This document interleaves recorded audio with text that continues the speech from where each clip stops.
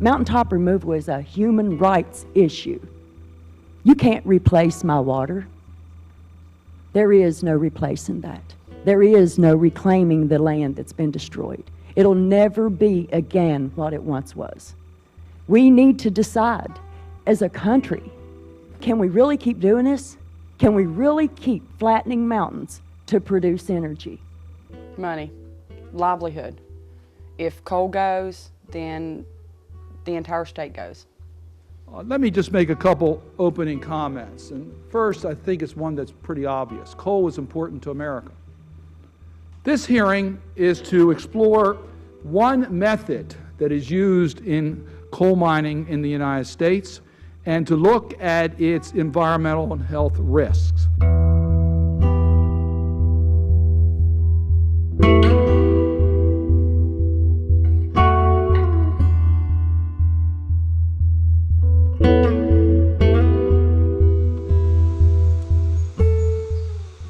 Okay, I'm right here.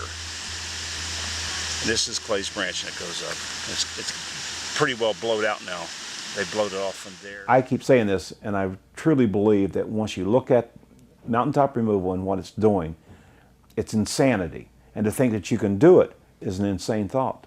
West Virginia and our nation needs jobs, and we need coal. As we mine and use a non-renewable resource, and as we develop alternative energy sources, the people that live in the steep, narrow terrain of southern West Virginia need the opportunities created by surface mining. We need our miners to be working. We need them mines. We need the coal off the mountain.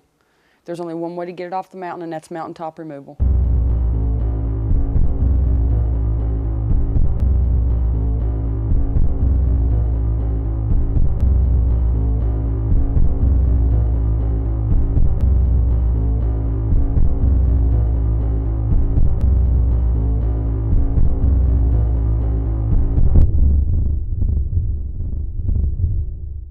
There is irrefutable scientific evidence that the environmental impacts of mountaintop removal are substantial and they're permanent.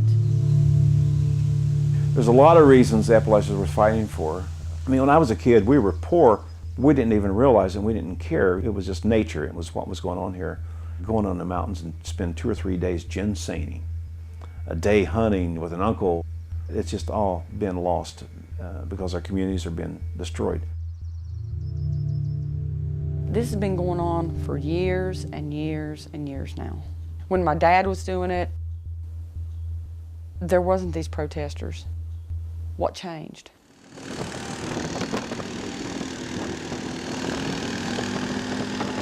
Daryl Hannah was down there, so all the tree huggers wrapped arms with her, and they said it went on for about 3 hours. The road was completely shut down. Wow.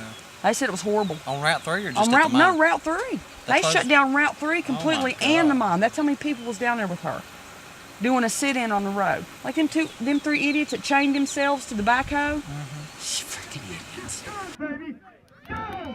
We've gone to every source we can think of to be listened to and totally ignored. So what are you forced to do then? When something is so wrong, you have to create a situation so great that government has to address it. These 2 guys on the ramp. I'm all for the coal miners. Keep pulling the coal off the mountain, and any protest or rallies they want me at, I'm their girl. I'm ready to fight. This is our state! This is our state! This is our state!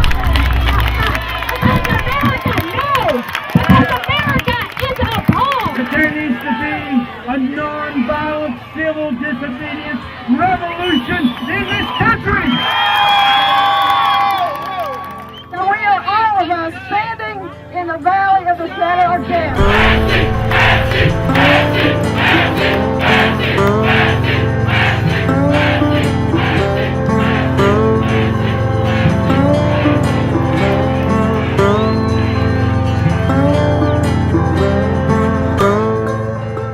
There's nothing left to compromise. What do we got to compromise? Nothing. What are we going to do? Tell them kill us a little slower? This is about ending it once and for all.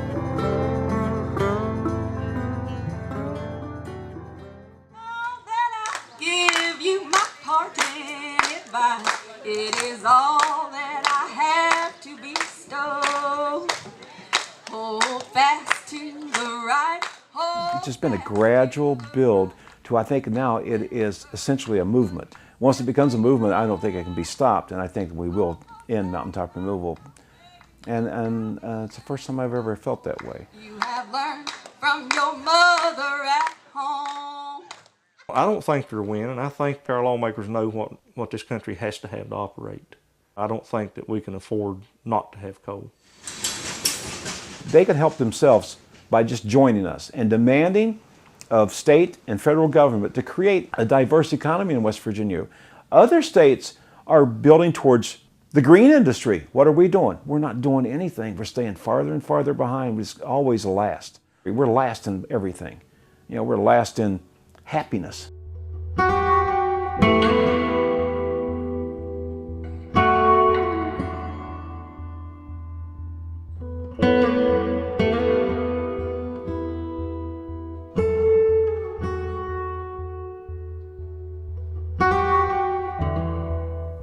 I have so many family members in the mines, I worry what they're going to do if push comes to shove. I mean, you're messing with people's living. You're talking about their livelihood. You're talking about how, you know, what pays the bills, what feeds you. It's not my job to create a job for them. My job is to get them to stop killing people, because we are dying a slow death with this air that we're breathing and the water we're drinking. Is there any effective way to reverse this after the damage has been done?